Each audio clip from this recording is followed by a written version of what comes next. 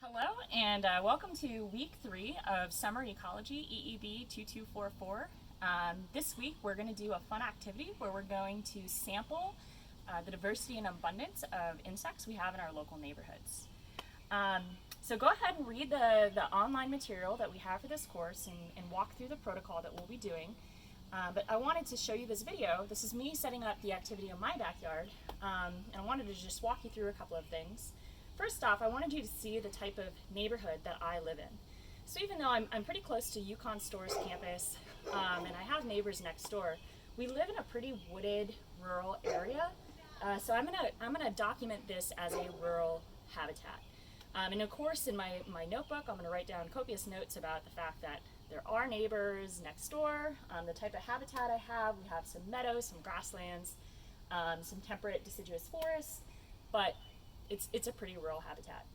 So let's take a look at the type of materials that we need for the activity this week.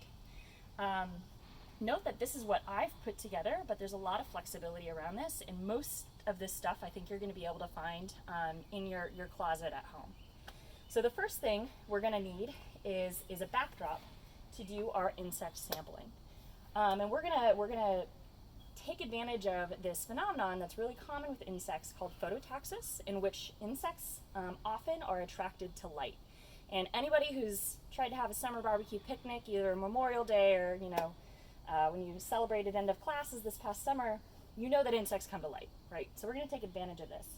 But the other thing we're going to take advantage of is the fact that insects often really like white backdrops. So what I've done here is I went to Dollar General and I got some of these really cheap tea towels, and I just taped 2 of them together, you can see like this, to make myself a nice white backdrop. And I'm going to use this and I'm going to put this up on my wall underneath my light, which I'll show you in just a minute. You can use poster paper if you have that. You can use recycled printer paper if you have that. Just tape pieces together. Just try to come up with this white backdrop because it really does collect the insects quite well. The second thing I'm going to need is a ruler. So we're gonna standardize our sampling plots for this study so that all of you all over Connecticut, all over the United States, wherever you're located, will all have a standard 70 centimeter by 70 centimeter sampling plot. And in this way, we can compare the results we have from all over that you guys are collecting this data from. So I have my ruler. The second thing, or third thing I guess, I have some tape, some trusty duct tape that I'll be able to hang up my nice white backdrop. And then I'm just using this blue painter's tape because it's easier to work with to actually delimit the 70 by 70 centimeter square grid that I'm going to use for my sampling. And then the last thing you'll need, obviously, is your handy field notebook, which you all have been filling out really well. And I will post kind of examples of what I've done for my field notebook for this week, and I'll show you that in just a little bit. All right, so let's take a break and get set up so we can put up our sampling plot. We already have a visitor here, even though it's not night out, as you can tell. It's getting towards dusk, and we don't have the light on yet, but that cute little moth there, a Lepidoptera, if you look at the notes, is already hanging out on our white backdrop. But as you can see, I have a standard porch light right here. It's up against my brick wall, which works out really well. Make do with whatever you can make do with. If you don't have a porch light, we've had students in the past actually take flashlights, and you kind of just brace them up, and that works really well too. So just do what you can. I would recommend taking a picture of it or pictures of it as you're doing this if you have a phone that's capable of that, just to document the process. But note that I'm getting this set up before it's dark out because I want to make sure that I'm ready to go as soon as the sun sets and I can turn my light on and start my timer for this project. All right, so let me go ahead and take my nice sampling plot that I've put together, and I'm going to move this poor little guy because I don't think he wants to be underneath my little white cloth here. You can come back later, bud. You can come back later. Okay. All right, and let's go ahead. And I'm just going to use some of this duct tape to tape it up. Nope, I'm going to try to put the light right kind of in the center of my sampling plot, but I want it kind of like this, because you're going to notice that the insects are going to want to go straight to the bulb, and we kind of want them to land on the plot itself so that we can sample them systematically. So let's go ahead and see if I can get this taped up here without too much problem. I have my pieces of tape already cut out. And this actually works pretty well. And you're going to notice I'm actually not going to use too much tape. So you don't want to damage your wall. Your parents wouldn't love that if you're staying at home. So you can just tape it up pretty lightly. It should stay up pretty well. And then you can take it down at the end of the night and tell your parents that the house is fine. All right, so now that we have our sampling plot set up, it's kind of in a good spot. I'm going to make sure that I have my 70 by 70 centimeter grid in the middle. And so I have a ruler here, and I have a ruler, and notice that I need to look at the centimeter side of this ruler and not the inches side of the ruler. And I'm just going to go ahead and sample, and I'm pretty sure I've measured this out before. I'm lucky in that this is just 70 centimeters, and I believe it's a square, but let's double check that. Yeah, so I'm pretty lucky in that this has worked out to be 70 centimeters by 70 centimeters. If it's not, just tape off the area that you want to be working with. So this is where my blue painter's tape comes in, and I'm just going to make a nice little sampling grid.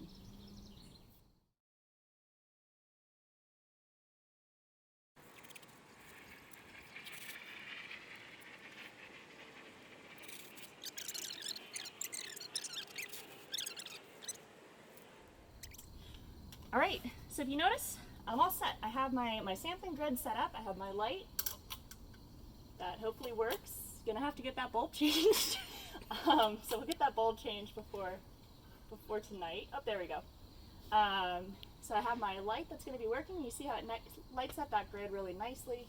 But if you notice, it's still pretty light outside, so I'm gonna give it probably another hour for it to get dusk. And then I'll set up kind of the sampling timing that we'll do and give you an example of kind of the diversity that you might see and how we'll record that in our notebook.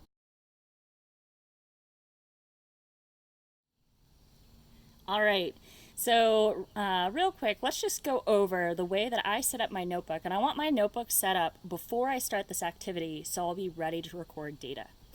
Because once the timer starts, you're going to be recording kind of visitation of insects as well as recording notes you're observing as you're doing it. You really want to have your notebook set up before we get started. So just like the last 2 weeks, there's kind of a general notebook format where I've just labeled what week this is, what we're doing, the date that I'm doing this on, the objectives. It's always a really good idea to write down an objective of what this study is going to be about. And this is very similar to what you're going to find in the protocol written there, so look there for more information. Also in the protocol, you're going to see that I have asked for some what I call metadata, and this is just additional kind of qualitative data that helps us figure out how the data we're collecting all over the United States might be different based on certain parameters. So for example, the time that I'm doing this, the day and the time frame that I'm doing this might matter to the types of insects I see. The weather, so it's been rainy the last couple of days. Hopefully we have some decent weather tonight, but that could influence things. Temperature for sure. Insects are going to be impacted by temperature. Location, just give me a general geographic location. So you're either out in California or you're in New York or wherever you're at. That gives us an idea of the geographic distribution of our data. And then kind of the neighborhood. And this is where I want you guys to make a qualification of whether or not your neighborhood is city, like New York City. Maybe it's suburban, so you have a lot of kind of houses lined up together with a nice paved road and sidewalks. Or like I've described, my neighborhood is more rural or natural. The next thing I have set up is my data table. And I write very large, so I made this a very big data table. Make sure you give yourself enough room, even if you have to put it over multiple pages, to be able to record your data. But this is going to look very similar to the example data sheet that I have provided in the protocol. If you note, what we're going to be doing, and I'll walk you through this as we begin the activity, is essentially we're going to turn on that light that I've showed you before, and we're going to start a timer. And every 3 minutes, we're going to record the types of insects that we see. We're going to record the size of these insects and how many of each size we see, as well as the taxonomic diversity. So you guys are not going to be experts in entomological kind of classifications by the end of this. That would be insane. There's so many different types of insects. But we're going to try to get you to think about general taxonomic groups that you might see. For example, we have moths, we have flies and mosquitoes, which hopefully you don't see too many of those, beetles, true bugs. There's more information on this stuff in the protocol that I've put on the website. And then you'll notice my rows here. These are going to be my time frames in which I'm recording my observations. I'm starting at time 0, and this is in the protocol, but be very certain, at time 0, I have the light off. This is my baseline observation. So as I showed you before, I had a little moth visitor here even when the light wasn't on. And so I want to make sure I'm accounting for kind of that baseline diversity that's already present before I turn on the light, which is kind of what I'm using as a stimulus to get visitors to come. So at time 0, I'm going to record how many individuals I see that are tiny. This is the size of a pencil tip. How many are small, the size of a rice grain. How many are the medium size of a dime, etc. And again, there's more information about this in the protocol. I'm also going to record the types of functional diversity I see. So let's say I saw that one large moth that was about the size of a quarter. So I would put a 1 here, and then I would go here, and I'm going to find my taxonomic group here that is related to moths, and I'm going to put a 1 here. So these are kind of 2 separate observations, right? All right, so I made that observation, and I'm ready to go. I'm going to hit my timer on my watch here. I got to get my timer going, and as soon as I hit my timer on, I'm going to turn my light on, and we're going to start our observations. When my watch hits 3 minutes, I'm going to do the same thing that I did for the baseline data and record how many of each size class I see and how many of each taxonomic class I see. And I'm also going to make some notes and observations as I go. So when it gets darker out, we'll actually go through and do this, but I wanted to show you what my data table looks like. And if you notice, this is only 1/2 of my data table here. This goes from time 0 to a time at 30 minutes. We're going to do this for an hour. So I have my second table here that gets me all the way to the end to my stop sign here. The last thing I want to point out is it's always a good idea just to have a page where you're recording observations as you're going. So do you notice anything about, there's a lot of mosquitoes and they're all accumulating in the top left corner of your plot. You might not know why, but that's a cool observation. So go ahead and write that down. So that's just a kind of a cool way for scientists to be able to record these qualitative observations we're seeing that could be really important when we go and actually look at the numbers from the results of our data. All right, so now that we're all set up, we're going to wait an hour. I'm going to make myself a nice cup of hot chocolate probably, get my chair set up, and we'll start in a little bit.